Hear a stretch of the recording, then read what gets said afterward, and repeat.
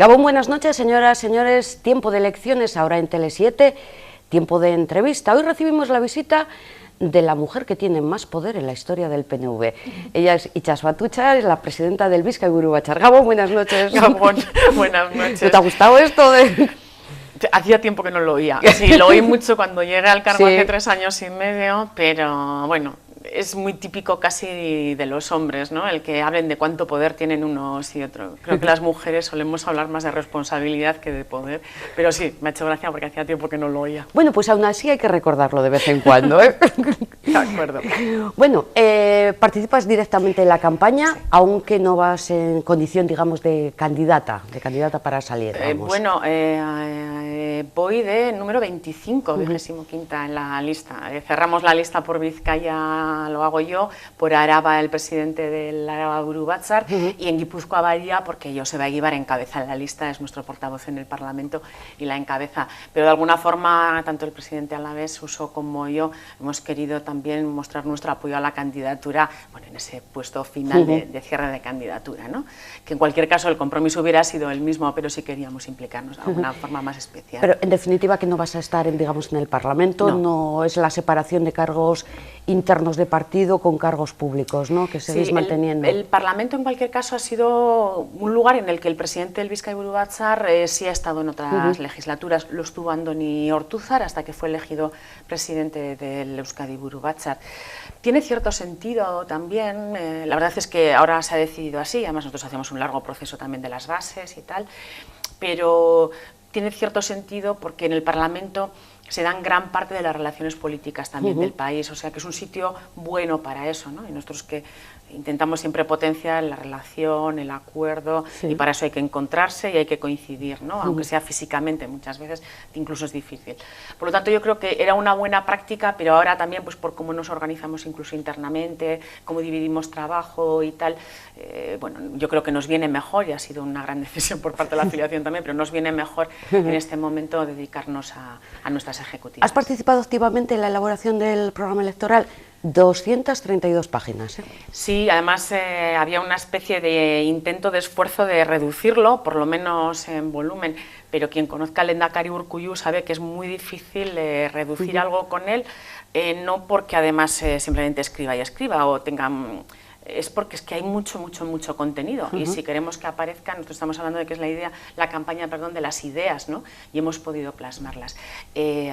Por cómo funciona nuestro partido, la elaboración se ha hecho conjuntamente por parte del Lehendakari Urkullu y su equipo y el Euskadi Buru Batzar, y como miembro del Euskadi Buru Batzar he tenido acceso también. Pero bueno, es un trabajo arduo que de alguna forma se va haciendo bastante antes de que acabe la legislatura, ¿no? Pero es muy largo y merece la pena. Yo sé que puede parecer una chapa, pero sí invitaría a la gente a que hiciera un esfuerzo de entrar. Además, en nuestra página web incluso está especificado de forma que se haga fácil y rápida su acceso y su lectura, y cada uno quizás solamente en aquellas áreas que les interese, pero sería conveniente porque nosotros además solo prometemos lo que vamos a cumplir, y eso es verdad. No como otros. No, sobre todo porque, y perdón por la arrogancia, pero somos los únicos que dentro de 4 años vamos a tener que volver a dar cuenta de que lo prometido lo hemos cumplido o no, porque creo que es una obviedad que el Lehendakari Urkullu va a volver a ser Lehendakari de este país. Por lo tanto, los demás pueden primero prometer desde una posición de conocimiento más o menos real de las cuestiones de cómo está el país. El Lehendakari Urkullu y el Partido Nacionalista Vasco lo hacen desde el análisis diario de 4 años de trabajo en el gobierno. Por lo tanto, antes de plasmar una sola línea en esas más de 200 páginas, te lo piensas 2 veces, porque tú sí sabes cuál es la realidad, con lo cual sabes que una vez de que lo pones, te comprometes ante todo el país, y además dentro de 4 años te van a pedir que se lo expliques, cuál es tu grado de cumplimiento, y lo hacemos desde el conocimiento de saber que hay cosas que son o no son posibles. Sabemos de cuánto es el presupuesto, sabemos más o menos, como sabe todo el mundo también, pero de cuánto va a ser el incremento de ingreso de las instituciones vascas, de las instituciones forales los próximos años, más o menos, pero que los incrementos no van a ser exponenciales, por lo tanto tienes que ajustar mucho lo que prometes. ¿Y qué le diría el PNV a todos estos partidos que dicen que la legislatura esta que acaba de finalizar de Urkullu ha sido escasita en resultados, en acuerdos? No, es verdad, lo saben, pero necesitan argumentar con algo. Para empezar, necesitan meterse con el PNV, porque parece que es la única forma de ponerse ellos en valor. Creo que sería mucho mejor también esta campaña, que aunque no estaba siendo demasiado agresiva, parece que va tornando y no hacía muy buen camino. Espero que eso acabe. En cualquier caso, pero no tienen mucha más alternativa, parece, de buscar un titular, ¿no? Sí. Cuando las campañas solo buscan titulares, los programas electorales quedan en un segundo plano, y creo que hay partidos que no se están dedicando a decirnos cuáles son sus planteamientos. En cualquier caso, espero que los tengan, porque al día siguiente de las elecciones este país va a tener un Parlamento muy plural, y una vez más, como siempre en Euskadi desde el 86, no tendremos suficiente mayoría posiblemente para gobernar en solitario o para no tener un acuerdo de legislatura suficiente. Quiero decir, se van a abrir muchas puertas. Espero que tengan contenido suficiente, porque nosotros nos solemos sentar en la mesa para hablar de programa. Pues ya me voy a adelantar y voy a hablar del día 26. ¿Ya tiene la mirada puesta algún novio para poder llegar a acuerdo? Porque todo apunta, también hablaremos de esas encuestas, que con el Partido Socialista, con el que ha funcionado este gobierno, no daría suficiente. Claro. Nosotros no solemos tenerlo habitualmente, no lo hemos tenido en municipales y forales, y tampoco ahora socios preferentes, pero sí es verdad que, aunque solo sea por cortesía y por educación, ¿no?, por buenas maneras, deberíamos de tener una actitud especial con el Partido Socialista, porque mantenemos un importantísimo pacto con ellos a nivel nacional, en los 3 territorios, y después a nivel municipal en muchos municipios de Euskadi. Un pacto, por cierto, que yo lo he hecho alguna vez más aquí también en este mismo plató, lo pongo en valor porque creo que vino del esfuerzo y bueno, de 2 partidos que querían entenderse, no por un interés partidista, sino porque realmente nuestros pueblos y ciudades lo necesitaban. Bueno, tenemos esa relación, que es buena, es estable, está consolidada además, por lo tanto lo normal sería que primero habláramos con ellos. Pero bueno, luego habrá que ver también cuáles son los números. Ahora tenemos muchas encuestas. ¿Dan o no dan? Nosotros estamos gobernando con 27 de 75, con lo cual en una minoría con muchísimas dificultades. O sea, podría repetirse esa misma minoría en gobierno. Podría repetirse casi todo, y depende cuál sea el resultado del PSOE o del PSE, podríamos no tener una mayoría absoluta, pero sí una mayoría suficiente. Podemos y Bildu pueden no tener una mayoría en votos o de representación en el Parlamento absoluta, pero sí una mayoría suficiente para intentar, ¿por qué no?, tener un candidato conjunto. Bueno, va a ser por lo menos interesante. Eso sí lo ha oído, como lo he oído yo. Y además dicho de los representantes de Podemos, que van a buscar una alternativa al PNV en Lehendakaritza. Nagualba creo que fue muy clara. Otra cosa, igual no oímos cosas muy positivas de su boca, pero desde luego clara ha sido desde el principio. Llegó a la Secretaría General de Podemos en Euskadi diciendo que su objetivo principal era desbancar al PNV o desalojar al PNV de Ajuria Enea. Creo que es algo que se va manteniendo, y además ahora Pili Zabala lo ha aprendido muy bien en alguno de esos argumentarios que le han dado y sigue repitiéndolo.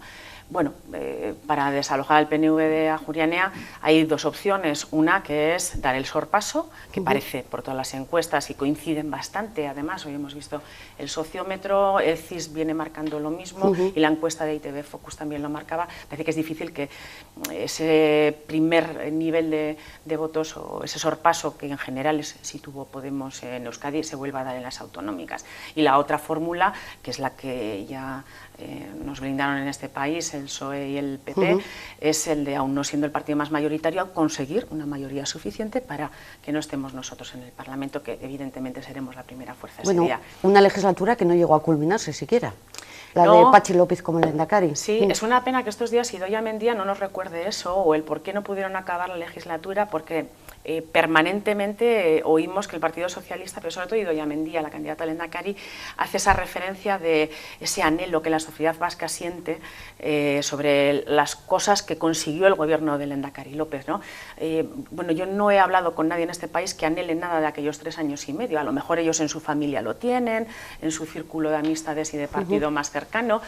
No veo ese anhelo en la sociedad vasca, y en cualquier caso el gobierno del lehendakari Patxi López, tenemos que recordar que terminó de una forma bastante abrupta la legislatura, no la pudo culminar porque, como muy bien nos explicó su consejero de Hacienda, no eran capaces, esto lo dijo Carlos Aguirre, no eran capaces de afrontar la confección de un presupuesto para el siguiente año.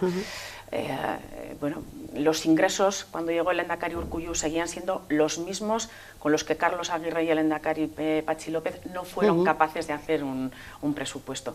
El lehendakari Urkullu no solo lo hizo, sino que además tuvo que afrontar todo aquello que no ejecutó el gobierno socialista y echar para adelante 4 años. Por lo tanto, afortunadamente este país no anhela nada de aquellos 3 años y medio. ¿Y en este país estamos mejor ahora que hace 4 años, cuando entró Urkullu al gobierno? Yo creo que en este país seguimos teniendo muchos problemas, es algo que nosotros no escondemos nunca. Creo que en eso el lehendakari también ha sido muy claro. El lehendakari, cuando juró su cargo en Guernica, el día 15 de diciembre del 2012, tras aquella jura, como lehendakari, sus primeras declaraciones ya fue explicar a todo el mundo que primero no tenemos soluciones mágicas, no vamos a prometer aquello que no vayamos a cumplir, ya lo habíamos dicho en campaña, pero en cualquier caso también avisaba. El año 2015 y 2016 van a ser terriblemente duros. Estamos acabando el año 2016 y estamos viendo la dureza todavía de las consecuencias de la crisis económica. Y eran duros también porque ella apostaba por implementar modelos económicos que desde luego se siguen alejando afortunadamente del modelo español de economía poco productiva y vamos hacia el apoyo a economía productiva que supusiera más y mejor trabajo, pero eso sí, cada puesto de trabajo que se crea en Euskadi cuesta mucho más tiempo crearlo, más dinero, más esfuerzo, tanto público como privado, pero sí creemos que tiene una sostenibilidad que no tienen después otros puestos de trabajo que puntualmente y de forma estacional, por ejemplo, en España se suelen ir creando cuando dan estos picos también de aumento o de bajada de paro, ¿no? Pero son muy estacionales. En Euskadi esto va lento, es verdad, pero se va estabilizando y yo creo que por eso se ha atrevido también el lehendakari, lo decía un poco en relación a lo que decía antes, sabiendo que va a tener que hacer frente al cumplimiento o no de lo que está prometiendo ahora, porque será el lehendakari dentro de 4 años y estará terminando otra legislatura, de bajar el paro por debajo del 10%, ¿no? O que para asegurarnos eso, el 25% del PIB vasco en el 2020 venga precisamente de la producción industrial, o esté sustentado en la producción industrial. Quiero decir que no estamos para echar cohetes, pero evidentemente nuestra situación va mejorando y sobre todo creo que sí podemos hablar que el trabajo interinstitucional en este país, junto también, hay que decirlo, con la labor privada de muchísimos pequeños empresarios y grandes empresas también, pero de pequeños empresarios que cada día, desde el comerciante hasta quien tiene una tele o quien ha abierto un bar, abre su negocio todos los días, esa unión y esa relación conjunta creo que nos está llevando a una situación algo mejor, pero sobre todo con una posibilidad de futuro yo creo que ilusionante, muy ilusionante. ¿Y qué le diría el lehendakari Urkullu como candidato cuando una persona se le acerque, un joven se le acerque a un mitin, por ejemplo en Sestao, donde la tasa de paro es mucho más alta, y le dice, vale, y si yo te voto, ¿qué vas a hacer para que mejore mi situación laboral? Cada uno miramos lo nuestro. Sí, sí, no, evidentemente, además son situaciones que todos vivimos en nuestras familias. Creo que no hay una familia en Euskadi, y esto es muy duro, pero muchas de nuestras familias tenemos hermanos, primos, sobrinos que están en paro y que algunos además, o gente más mayor con paros de larga duración, cuando te pilla a los 45 o 50 años, que sabemos que además es una situación grave y crítica porque no supone solo tu futuro, sino posiblemente el de tus hijos, etcétera, etcétera. Hace solo 2 días teníamos un encuentro en el que, pasando la pasarela Rupe en Bilbao, al lehendakari le abordan en el sentido más positivo, pero un par de jóvenes, ¿no? Y uno de ellos le decía, ¿no? Le agradezco la ayuda en el tema de las becas, y el lehendakari también le recordó que pese a que el gobierno español sigue recurriendo también las ayudas del gobierno vasco a las becas de nuestros jóvenes, y sin formación no va a haber emancipación y no va a haber mejor situación laboral para nuestros jóvenes. Por lo tanto, hay un esfuerzo también del gobierno vasco que, como sigan recurriendo lo de Madrid de todas formas, y eso lo hacen lo mismo cuando están el PP que el PSOE, suelen tener la misma disponibilidad una vez que llegan al gobierno en España. Les hablaba también a otra chica que también se encontró justo ahí y decía, es que voy a acabar mis estudios y estoy casi obligada a salir fuera. Sí. Él le planteaba, bueno, salir fuera si es una opción para mejorar tu formación, incluso para seguir formándote es bueno. Y le anunció también que habrá un plan específico por parte del gobierno en los próximos 4 años de retorno de ese talento. Eso es, vete pero luego vuelve. Esa es, porque salir en sí no es malo, el problema es cuando sales y no es una opción personal, si no estás obligado a hacerlo, ¿no?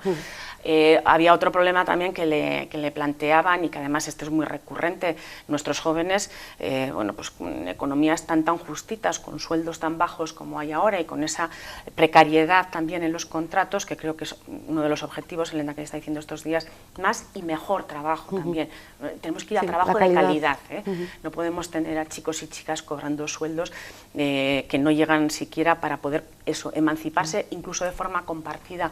Una de las ideas que además está articulada y hay una propuesta concreta que con ayuda de Alokabide se va a llevar a cabo en la próxima legislatura, son también 1000 viviendas para jóvenes, viviendas compartidas. Se hace en otros países, aquí estamos quizás menos acostumbrados, ¿verdad? Pero es una forma también de que nuestros hijos y hijas, con 20 y tantos años ya...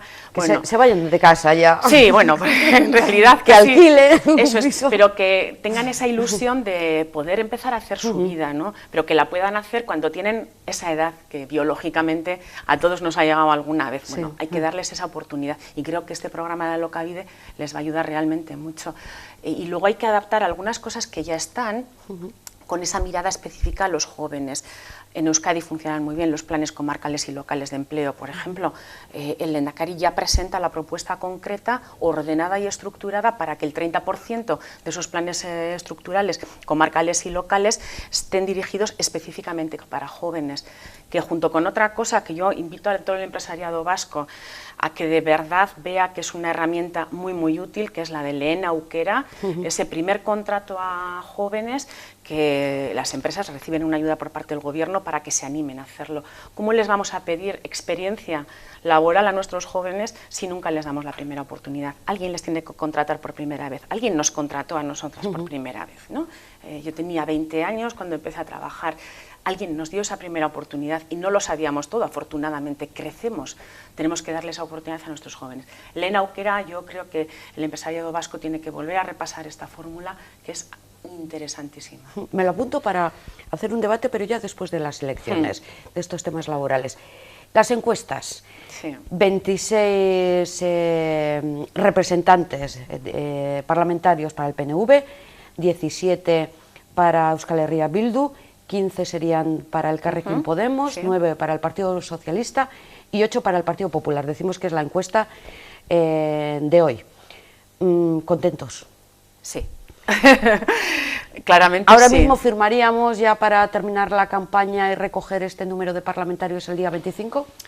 Sería un buen resultado, sería muy buen resultado. Hay que recordar que en el 2012 el Partido Nacionalista Vasco consigue 27 parlamentarios, pero que los 3 últimos, a veces solemos decir nosotros que eran 24 más 3, porque los 3 últimos fueron los 3 finales últimos. Ese reparto por la ley exacto. Don. Entonces, con todos los restos, a nosotros nos tocaron esos 3 últimos. Bueno, nos tocaron, nos los ganamos. En cualquier caso, hemos tenido 27.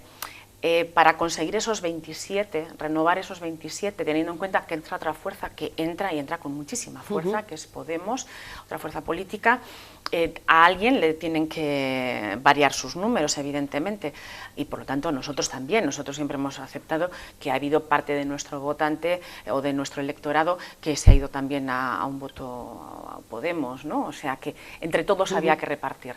Si teniendo en cuenta que tuvimos 24 más 3, pues decirlo de alguna forma muy gráfica, y pudiéramos estar ahora en ese entorno de los 26, evidentemente sería un gran resultado. Para conseguir ese resultado, además, tendríamos que estar hablando de conseguir otros casi 100.000 votos más que los que ya tuvimos en el 2011, donde yo creo que el resultado fue extremadamente bueno. Pero también reconozco que somos optimistas, quedan todavía unos días de campaña, creo que podemos todavía, si la campaña fuera tranquila y pudiéramos conseguir eso que dice el Lehendakari Urkullu, no ya como candidato, sino como político, ¿no? Y como hombre de este país, que dice, podemos hablar de ideas en vez de entrar en confrontaciones personales, de si tú vives aquí, si tú dices esto, ¿por qué no hablamos de ideas? Que la gente tiene necesidad de que se le diga qué vamos a hacer los próximos 4 años. Hemos conocido todos campañas mucho más vehementes y crispadas que la actual. Horrorosas, es verdad. Igual también es por el hecho de la comparación con Madrid, que bueno, estamos cansados de ver esas situaciones, esas segundas y ya no sabemos si terceras elecciones, que decimos, bueno, Euskadi es diferente. Sí, yo utilizaba esa expresión el otro día en Amorebieta, ¿no? En uno de nuestros mítines. Puede que no seamos un oasis, de acuerdo, pero diferentes sí que somos, creo que eso es palpable. Ni mejores, ni peores, ni nada, si es que además ni siquiera tenemos que entrar a medirlo en esos términos, pero Euskadi sí vive con todos sus problemas una tranquilidad para afrontar esos problemas, no quiere decir que no existan, pero nosotros necesitamos estabilidad y tranquilidad para trabajar y poder afrontarlos. Nosotros sabemos que no vamos a tener mayoría absoluta, es prácticamente imposible que la tengamos. Bien, pero es que en Madrid se acaban de enterar ahora que tal y como es la fórmula de elección en el Parlamento Vasco del Lehendakari, nosotros ni siquiera vamos a tener posibilidades de veto como la que ellos están viviendo ahora. Si a eso le sumamos que aquí sí hay una especie no solamente de histórico, de una pactos, cultura, es que ya hay una cultura, exactamente, y yo creo que en el ADN del Partido Nacionalista Vasco existe, esto es algo conocido, pero también lo veo por parte de otros partidos, hay una predisposición a llegar a acuerdos para que siga habiendo esa estabilidad, que no te evita problemas, pero sí te da tranquilidad para poder afrontarlos. La gente no quiere vernos discutiendo, como dice a veces mi suegra, de vuestras cosas, no. Quiere vernos trabajando, porque para eso estamos, y si no nos tendríamos que ir. Y menos que se utilice al ciudadano como decir, no, el ciudadano quiere... No, el ciudadano lo que quiere es que trabajen como hacemos o intentamos los demás. Y el ciudadano tiene derecho a que con su voto el resultado de un parlamento sea más o menos fragmentado, porque hay muchas opciones políticas que se presentan y que reciben ese apoyo. Por lo tanto, no podemos echar los balones fuera. Tenemos que, por eso es tan importante que mantengamos este diálogo. Desde el año 86, vuelvo a recordar, en Euskadi, desde el primer gobierno Ardanza, no ha habido un gobierno con mayoría absoluta. Nosotros hemos pactado con el PP, con el PSOE, con Ezker Abertzale, o sea, con la izquierda Abertzale, con Izquierda Unida Ezker Anitza, con nuestra propia escisión, recién extinguidos prácticamente, con Euskal Alkartasuna. Hemos mantenido ahora en 4 años un gobierno con 27, pero con un acuerdo parlamentario con el Partido Socialista, con el que nosotros nos habíamos enfrentado muy duramente en los 3 años y medio anteriores.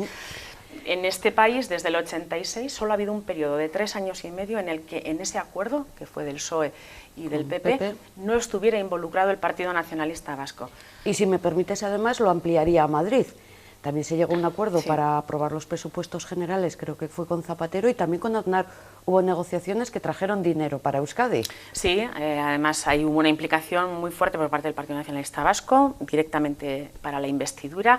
Luego lo que sí hemos comprobado es que tanto con unos como con otros, nosotros sí cumplimos, nos mojamos, por decirlo de una manera muy gráfica, votamos que sí a una investidura y aprobamos unos presupuestos, y a Zapatero después, en el final de su legislatura y en el fragor de otras historias, se le olvidó cumplirlo también. Pues a veces decimos que esté quien esté en España, o nos buscamos las habas o es muy difícil, porque suelen tener actitudes recentralizadoras y de olvido de Euskadi muy parecidas tanto el PSOE como el PP. O sea, que luego no cumplen con los pactos, no son como aquí, que nos damos la mano y ya vale, no hace falta más.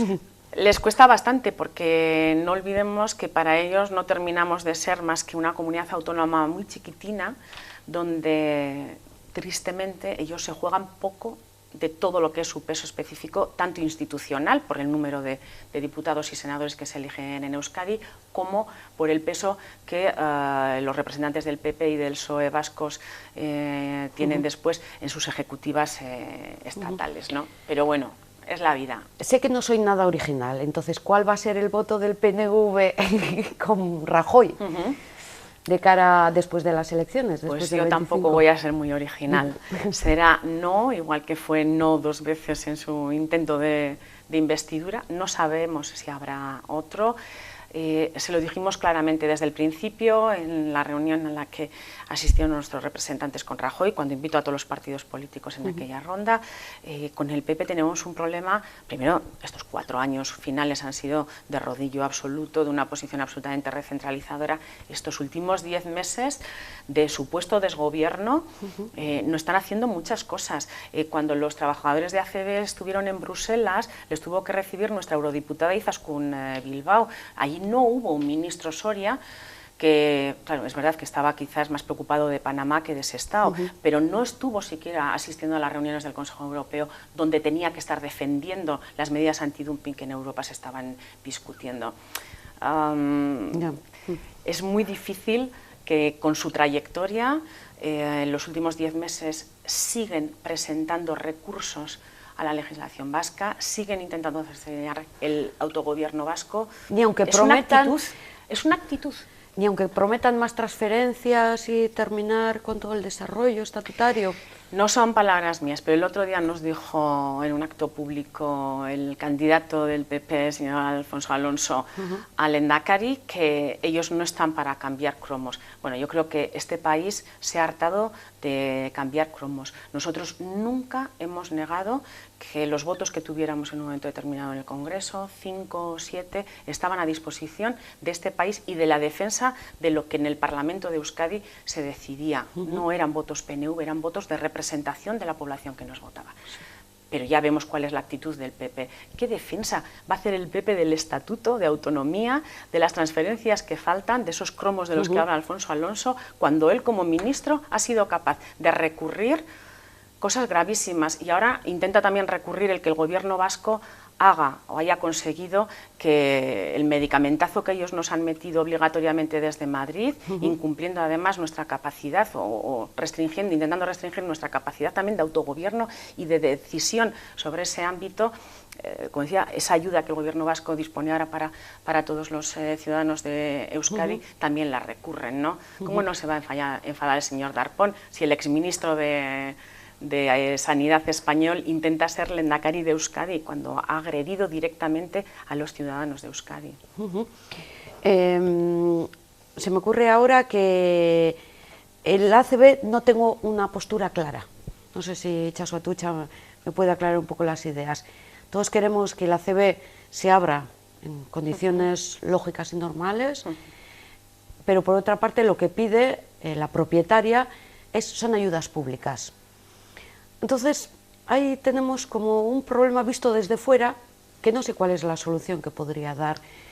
Comparto esa visión, además que creo que es amplia por parte de...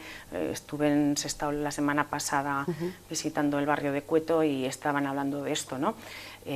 Claro, aquí hay un señor, que es la propiedad, que pide que se le dé un vaso lleno de agua sin tener ni vaso, ni líquido que meter, y sobre todo ese agua no va a saciar la sed de los de Sestao. Él tiene que tener, es la propiedad, es quien tiene que tener un plan industrial para presentar al gobierno y optar a esas ayudas públicas, porque si no, se lo estaríamos quitando a otras empresas que también tienen trabajadores y que sí están peleando. Nadie pone, creo, hoy en día en duda que la consejera Arantxa Tapia y el Lehendakari Urkullu, consejera Tapia además, que desde el principio ha estado con los trabajadores, les ha recibido, nuestros grupos parlamentarios han estado también con ellos, nosotros hemos estado con ellos. Creo que ahí hay una cercanía y una sintonía, que creo que el propio comité de empresa entiende perfectamente, además. También entendemos que el comité de empresa necesite negociar unas condiciones determinadas para el número de trabajadores que puedan. Eso también lo entendemos, porque la pelea es muy grande. Pero la propiedad es la que en este momento no está presentando, y es la única que tiene la opción de hacerlo, un plan mínimo de viabilidad en el que el gobierno vasco y la Diputación de Vizcaya puedan acompañarles. Es que si no estaríamos defraudando al resto de los ciudadanos y ciudadanas. Claro, porque se le pueden otorgar ayudas que no merecería, digámoslo. Claro, si uno no tiene un proyecto, porque además ni dan de comer ni te dejan comer, son peor que el perro el hortelano. La propiedad en este momento no solo no tiene un plan de futuro serio en el que se les pueda acompañar, sino que no quiere escuchar ofertas posibles de posibles compradores. Por lo tanto, ¿a qué nos aboca a todos?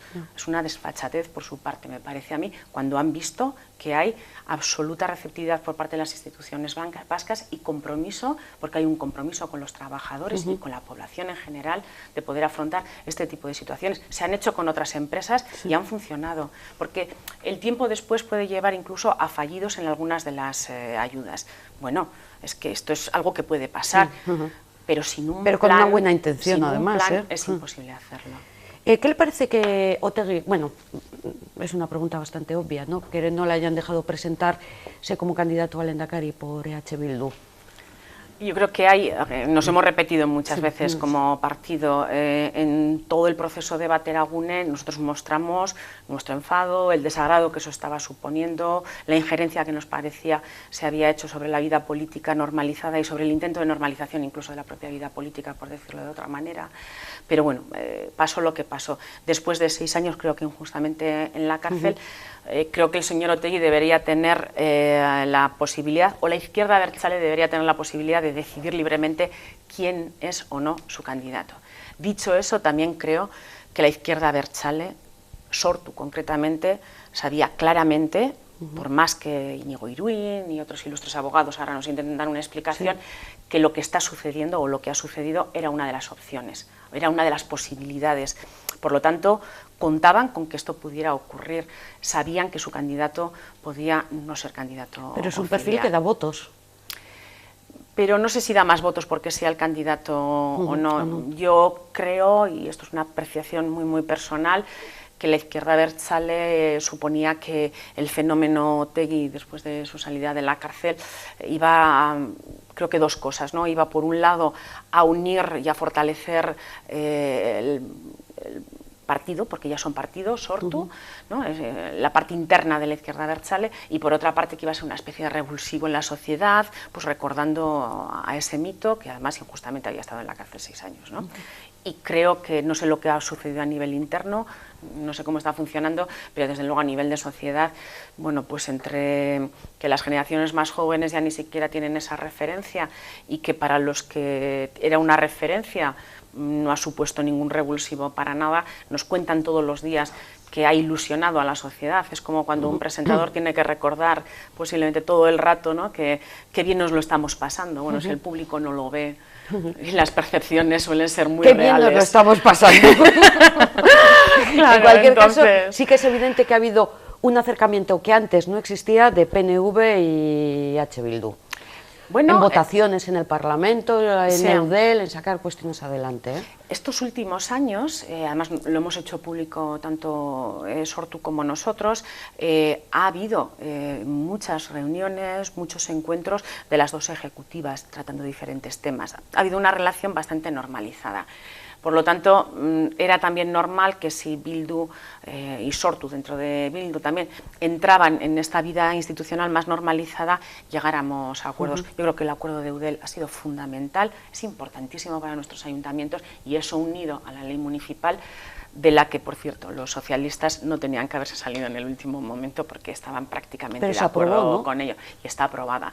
Creo que es algo que... incluso. Sí, bueno, ahí está siempre el gobierno español en funciones, menos para recurrir. No quiero interpretar que puede ser un futuro novio de cara a un futuro pacto, el partido con el que estamos hablando, o sea, PNV y Bildu. Pero en base a ese acercamiento y a esa, vamos, una relación más normalizada que la que existía antes. Yo creo que como la nueva configuración del Parlamento, al entrar también otro partido como Podemos, con esa importancia con la que posiblemente pueda entrar, en torno a los 15 parlamentarios, pero pueda ser tercera fuerza, eso es. Creo que da opciones también, quizás no tanto de gobierno, pero sí de apoyos puntuales. Yo reconozco que también esto es personal, pero yo no soy muy aficionada a lo de la geometría variable porque puede estar muy bien para los estudiosos de sociología y de ciencias políticas, pero en la realidad cada día es muy difícil después llevar una legislatura así. Pero bueno, puede ser una de las opciones y puede haber temas en los que nos encontramos en algunos asuntos con unos o con otros. Lo está diciendo Pedro Sánchez con respecto a España, ¿no? Que en el Parlamento se pueden configurar pues, acuerdos estatales de cierta envergadura pues, con el PP, ellos enseguida se encuentran en temas como el terrorismo yihadista, etcétera, etcétera, y algunos otros que son más también de recentralización de algunas capacidades de autogobierno que tenemos los vascos, y quizás pues, puedan unirse con Podemos para otras, ¿no? Bueno, ellos mientras tanto no tienen gobierno y creo que nosotros de una manera o de otra conseguiremos consensos suficientes para dar estabilidad al país, que eso es objetivo prioritario. Han salido algunos nombres, ha salido también el nombre ahora de Sánchez. Algo que siempre tenemos en las campañas electorales vascas son, y permítame la expresión, los paracaidistas. Sí, sí, durante años, además esta tele que se ve tan especialmente en la margen izquierda y en la zona minera, aquí era un revolcón total, un revulsivo impresionante el que viniera, pues eso, Felipe González, sí, Zapatero, bueno, yo era más jovencita, pero Felipe González me acuerdo que era como una bomba, ¿no? Era como que llegara Dios. Y el Zapatero en el 2008 dio un vuelco a todas las encuestas y consiguió que en Vizcaya fueran incluso primera fuerza política. Eso es, cuando las cosas van mal, traen a... Sí, y era siempre una gran ayuda. Yo sí he tenido la duda seria estos días cuando veía las 2 veces que ha venido Pedro Sánchez a Euskadi y aparecía con la candidata socialista Idoia Mendia, si realmente eso les aportaba algo o no. Porque claro, vienen de Madrid, no hablan de Euskadi. Eso es, los mensajes son los de Madrid. Hablan lo mismo aquí que en Albacete, con todo el respeto a Albacete, a Murcia o a Soria, que la quiero además muchísimo por temas personales, con lo cual, pero hablan de lo mismo, hablan de su problema en Madrid, de su incapacidad de conseguir consensos en Madrid. Y nos lo cuentan en Euskadi. No sé qué apoyo es eso para sus líderes. En cualquier caso, lo eligen ellos, ese tipo de ayudas o de confidencialidad y de confraternización. Para llenar un acto electoral también. Pues posiblemente, pero yo creo que esa ayuda que antes les llegaba de Madrid, ahora no veo que sea ayuda. Hoy mismo sus propios varonesas y jequesas le están dando otra vez hasta en el carnet de identidad, ¿no? Sabemos que la apuesta del PSE ha sido del 100% a favor de Sánchez y de cualquiera que sea su actitud y su postura en este momento de cara a la configuración de gobierno en España, pero no sé qué rédito le trae. En cualquier caso, si vienen a Euskadi, que nos hablen de Euskadi, por favor, porque si lo que vienen es a vendernos la fórmula que tienen de desgobierno en España y de abocarnos todos, porque todos son culpables de ello, a unas terceras elecciones, pues gracias, que vengan cuantas veces quieran, aquí se come bien, se vive bien, pero por favor que las fórmulas se las dejen en Madrid. No necesitamos malas operaciones como las que ellos están intentando llevar Sí, pero a cabo. también hemos oído mensajes de estos que vienen, líderes que vienen de fuera, diciendo, oh, sí, Euskadi es una nación. ¿Eso lo dice con la boca grande o con la boca pequeña? ¿Lo dicen aquí para luego desdecirse allí o...? Sí, tienen miedo de quedarse fuera de un discurso mínimo que hay que hacer en Euskadi, ¿no? Y después no vemos que implementen eso de ninguna manera. ¿Nos vamos a creer eso de un partido socialista que habla de una España federal en la que estamos viendo cómo están arremetiendo de forma muy agresiva, algunas veces incluso, a la vía catalana? Que no es nuestra vía, también lo hemos dicho muchas veces, pero no solo la respetamos. ¿Cómo no la vamos a respetar si están ellos respetando absolutamente la legalidad? Si son acuerdos tomados por mayorías en el Parlamento, democrática y legalmente establecidas. Por lo tanto, cada vez que tienen oportunidad, son ellos mismos los que se desdicen. Del programa, hemos hablado del tema de empleo, del programa del PNV, que ocupa el primer lugar. El segundo es el tema de las personas. Se está oyendo hablar mucho en esta campaña del tema del pacto social. Sí. ¿Qué opinión le merece pues, este pacto, no sé, entre quiénes o sobre qué temas? Cuando también hemos oído que algún otro partido nos lo ofrece abriéndose a nosotros, lo que no sé es dónde han estado estos últimos años, cuando en Euskadi se ha trabajado con fórmulas muy concretas para que haya una cohesión social, se ha generado todo un sistema de protección social que incluso a veces alaban, pero luego en cuanto se dan cuenta de que están diciendo que el PNV ha hecho algo bien, tienen que recular y decir alguna otra cosa, siempre estaremos abiertos, porque además es algo que está en permanente desarrollo, porque las situaciones sociales también son diferentes. Hemos hablado de eso y hemos hablado también que parte de esa cohesión social también tiene que venir, lo decía el Lehendakari recientemente, con ayudas, por ejemplo, a la familia, porque son fundamentales. Tenemos un problema, primero, de capacidad de desarrollo de cada uno de nuestros jóvenes, individualmente o en pareja, de decidir si quiere o no tener una unidad familiar. Pero más allá de eso, tenemos un problema demográfico muy grave, posiblemente de los más graves que se están viviendo en este momento en Europa, y tenemos que afrontarlo por todos. Creo que estas últimas propuestas que ha hecho el Lehendakari, vuelvo a decirlo, desde el conocimiento de qué capacidad presupuestaria va a tener y de que va a tener que dar la cara para decir si lo ha cumplido o no. Ayuda al primer hijo de 900 euros. Creo al que segundo, fue el mensaje de ayer, ¿no? Además, al segundo hijo se aumentará de 2 a 3 años, y el tercer hijo, hasta 7. ese que parece que cuesta tanto, ¿no? Que no llega nunca, ¿no? Pues iría hasta 3 años con 900 euros. Pero más allá de eso, incluso hay que crear también otro tipo de estabilidad suficiente en las parejas, o si es también individualmente. Desde luego las formas familiares son variadas hoy en día, afortunadamente, desde la libertad que cada uno tiene para configurarlas, de poder compaginar los permisos, por ejemplo, maternales y paternales, llegar a una equiparación que, si no existe, va a ser difícil, pero para que exista también tiene que haber ayudas sociales para ello. El Lehendakari hablaba muy seriamente, y me parece una idea impresionantemente interesante. Quienes hemos tenido vidas laborales complicadas en cuanto a horario sabemos lo que supone. Hablaba de acuerdos con más de 50 empresas para generar guarderías en esas empresas para poder facilitarlo, y que esto no dependa solo de las mujeres o de los hombres, sino de quienes decidan tener esa maternidad o paternidad de forma responsable, ¿no? Bueno, son un montón de medidas, no son las de protección social directamente, sino también estas otras que creo que dan una configuración determinada a esa cohesión social más amplia, ¿no? Eso sí que hace que nadie se quede detrás, ¿no? Que no haya sociedades o una sociedad en la que haya diferentes velocidades, ni en la exclusión por una parte, ni en la coordinación después de la posibilidad de desarrollarse conjuntamente hombres y mujeres. Cuando estaba escuchando a Itxaso estaba pensando en el tema de las pensiones. Digo, pues con la poca natalidad que hay aquí, claro, si traemos las pensiones para Euskadi, ¿quién las va a pagar? Claro, pero el mismo problema se nos genera si la seguimos dejando en Madrid, con una diferencia. Aquí no meteríamos mano en la caja y en Madrid sí lo están haciendo. Esa es la gran diferencia. A mí me extraña que sobre todo el PP y el PSE, pero también Podemos, que no nos olvidemos, Podemos está hablando de que la seguridad social, la caja de la seguridad social, se siga quedando en Madrid. Dicen que mejor gestionada, no sé si por Monedero, o por Iglesias o por Errejón, pero en Madrid no hablan de traspasarla a Euskadi, pese a que Pili Zabala ahora nos habla del traspaso de las transferencias pendientes. Es importante porque, aunque digan que Euskadi ahora es más gastadora que productora de esa bolsa para tener realmente después que repartir, ¿quién nos va a pagar a nosotros las pensiones? Los trabajadores de Extremadura, los de Andalucía, los de Albacete. Somos la comunidad donde es verdad que las pensiones son más altas, pero nuestras contribuciones también son mayores. Es verdad que los 10 últimos años ha habido ahí un cierto desajuste, pero también es por un tema de población, también es porque ha habido una crisis económica que ha afectado absolutamente a todos. Pero ¿por qué cogemos solo los 10 últimos años? ¿Qué hemos estado financiando nosotros? Hoy un periódico, que por cierto no es precisamente afín al PNV, habla también de que llevamos 30 años pagando un cupo, 20 años pagando el cupo por encima de lo que nos corresponde. Es que nosotros no somos ya más del 6% del PIB español.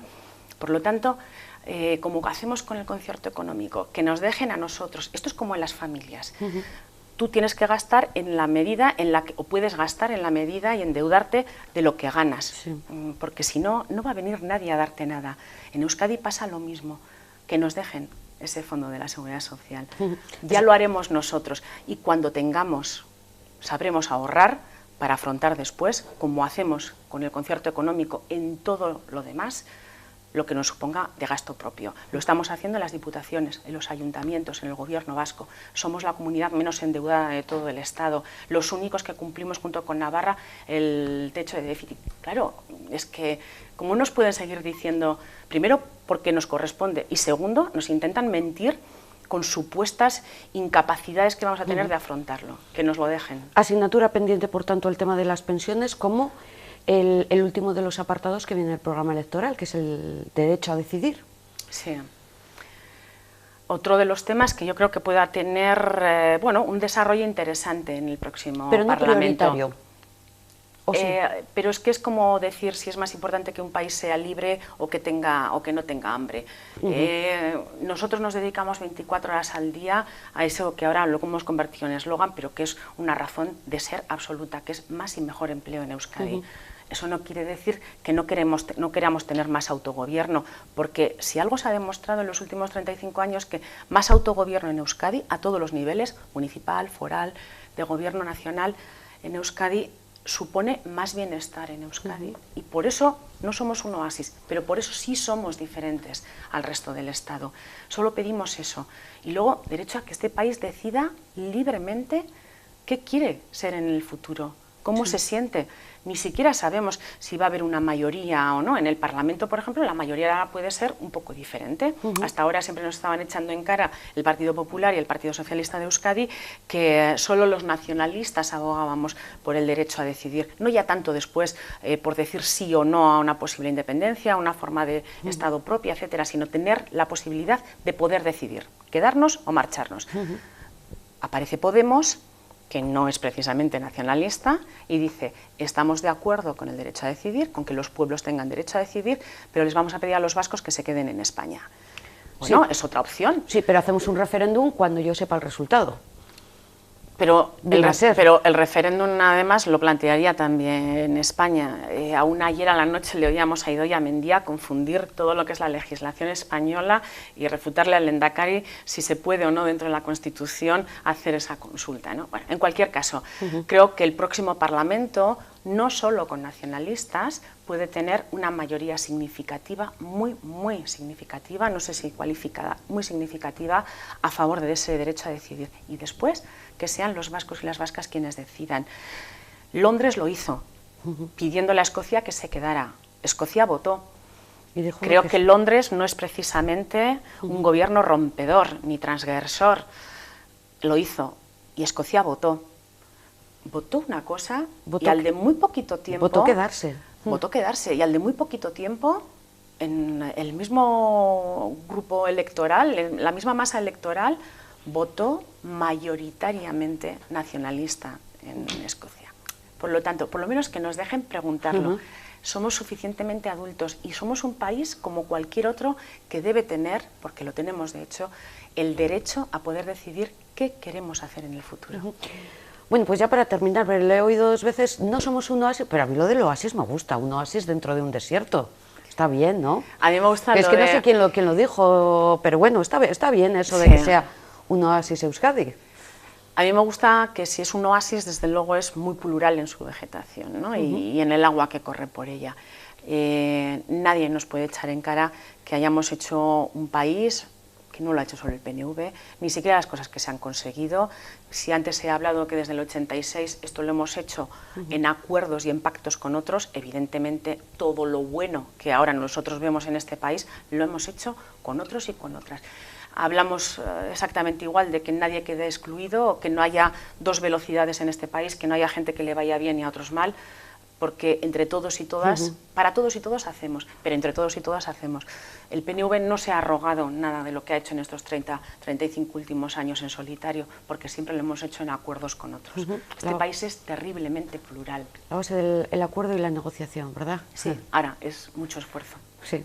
Es más trabajo, es verdad, pero aquí estamos para trabajar, vamos, eso que no nos lo quite nadie. Es cuestión de voluntad. Itxas Atutxa, que ha sido un placer como siempre tenerle con nosotros, mucha suerte este próximo 25 de septiembre. Eskerrik asko. Eskerrik asko zuri. También les damos las gracias a todos ustedes que nos han acompañado este miércoles en este tiempo de entrevista. Mañana debate, como no, debate electoral, les espero. Gabón, buenas noches.